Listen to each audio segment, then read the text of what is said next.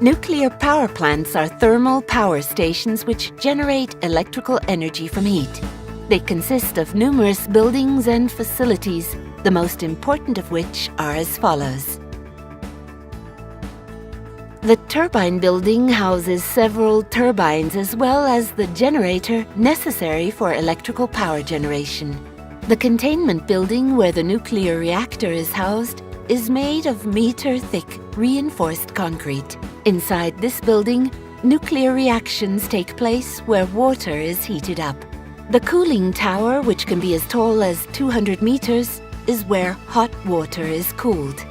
In order to easily understand the underlying principles, the following is a description of the most important components of a nuclear power plant that uses a pressurized water reactor, PWR. In the reactor pressure vessel, the nuclear reaction and the associated release of thermal energy takes place. In a pressurized water reactor, as in this case, the reactor pressure vessel stands about 12 meters tall. The walls are about 25 centimeters thick. Inside is where the fuel assemblies can be found. In pressurized water reactors, about 150 such assemblies are installed. A single fuel assembly is composed of many fuel rods. A fuel rod is about 5 meters in length and has a diameter of about 23 centimeters. The actual nuclear fuel is found inside of each fuel rod. Small nuclear fuel pellets composed of enriched uranium or plutonium make nuclear fission chain reaction possible. In the fission chain reaction, thermal energy is released. Water is needed in order to absorb the thermal energy and keep the chain reaction going. Inside the vessel, the water is heated to over 570 degrees Fahrenheit. The water does not boil, however, since the pressurizer maintains the water pressure constant at around 160 bars.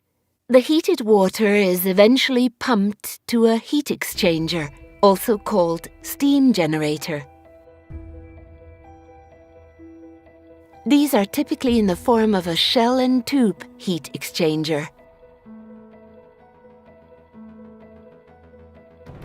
Hot water flows through the U-tubes, heating up the metal of the pipes so that any water inside the heat exchanger begins to boil.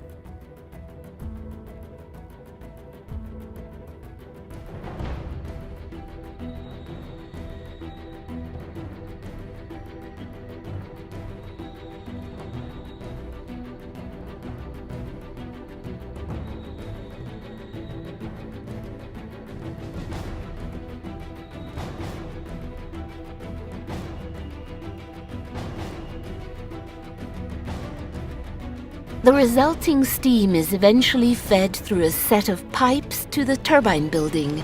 The steam first drives a high-pressure turbine and then is typically fed to 2 low-pressure turbines.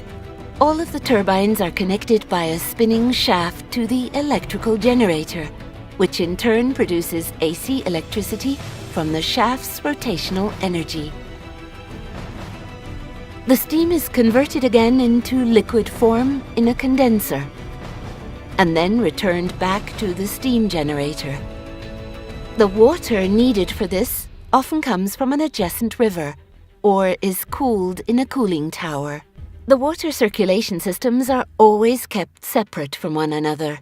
Water in the primary circulation system never leaves the containment building.